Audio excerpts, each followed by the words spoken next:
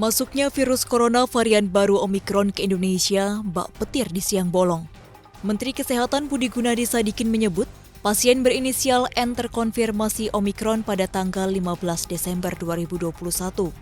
Secara global, varian yang kali pertama terdeteksi di Afrika Selatan ini sudah menyebar ke lebih dari 70 negara. Hal ini pun membuat investor khawatir.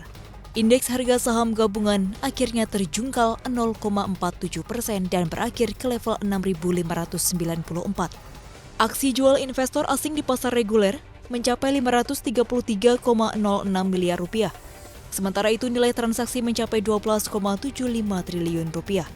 Tak hanya itu, nilai tukar rupiah pun juga melemah di hadapan dolar Amerika. Pada penutupan pasar di pasar spot, mata uang Garuda melemah 0,07% dibandingkan penutupan Rabu. Gubernur Bank Indonesia, Peri Warjio juga mengamini varian Omikron turut menekan rupiah. Bank Dunia juga telah memperingatkan varian Omikron memicu ketidakpastian di pasar keuangan. Bukan hanya itu, Bank Dunia juga mewanti-wanti adanya ancaman lain seperti gejolak pasar keuangan global hingga luka parah pasca krisis di beberapa negara.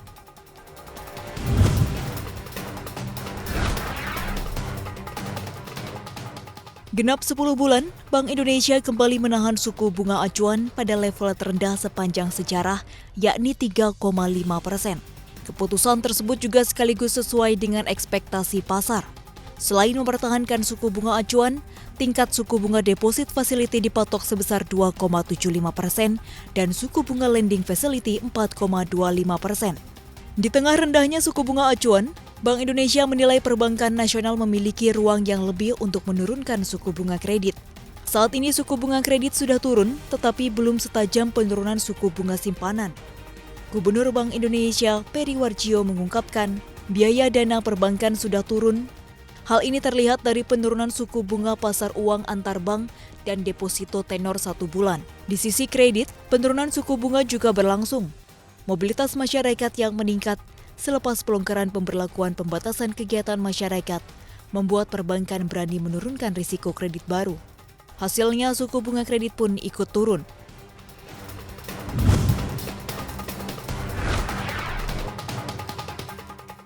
Asa yang terus menggema terhadap pemulihan ekonomi Indonesia kian kencang.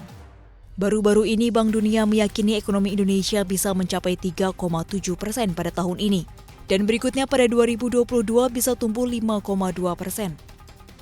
Proyeksi ekonomi Indonesia itu bisa tercapai dengan asumsi Indonesia tidak lagi mengalami lonjakan kasus COVID-19. Selain itu, vaksinasi juga diperkirakan bisa mencapai 70% dari total populasi.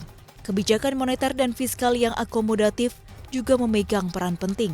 Di samping itu, perdagangan global dan harga komoditas bersifat moderat.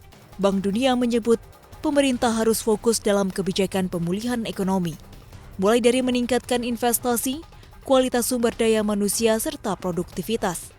Selain Bank Dunia, bank terbesar di Asia Tenggara, DBS, juga memperkirakan ekonomi Indonesia akan pulih. Tahun ini DBS memperkirakan ekonomi Indonesia tumbuh 3,6%.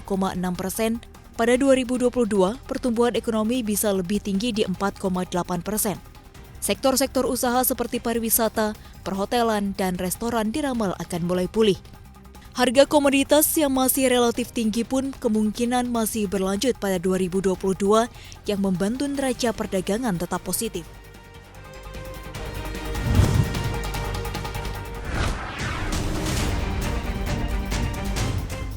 Seiring dengan tingginya inflasi di Amerika Serikat, Bank Sentral Amerika Serikat The Federal Reserve akan mempercepat tapering dan menaikkan suku bunga acuan.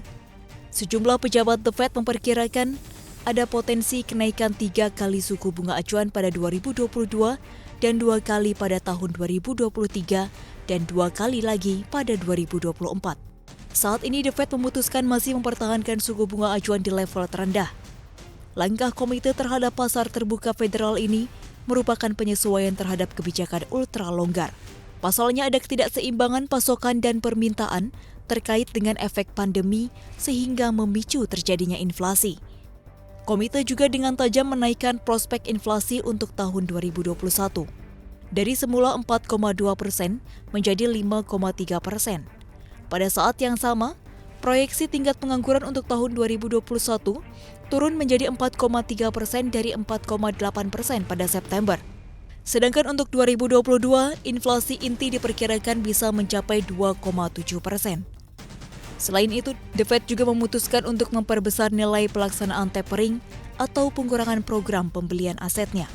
Dari nilai saat ini yang hanya 15 miliar dolar Amerika per bulan, menjadi 30 miliar dolar Amerika Serikat setiap bulan. Dengan demikian, The Fed akan menyelesaikan proses tapering pada bulan Maret 2022.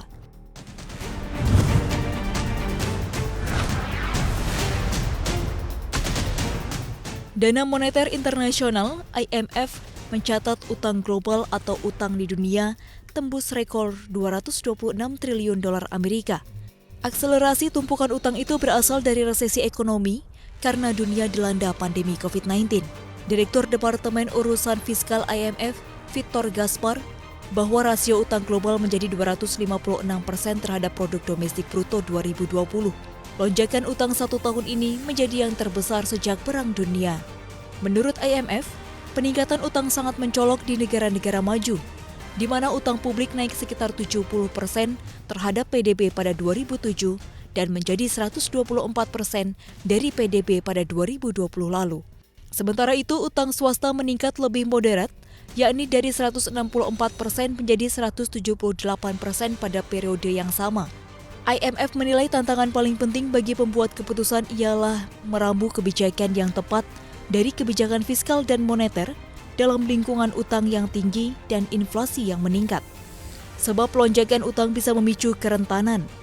Beberapa negara, terutama yang memiliki kebutuhan pembiayaan bruto cukup tinggi atau eksposur terhadap volatilitas nilai tukar, membutuhkan penyesuaian lebih cepat untuk menjaga kepercayaan pasar dan mencegah tekanan fiskal yang mengganggu perekonomian.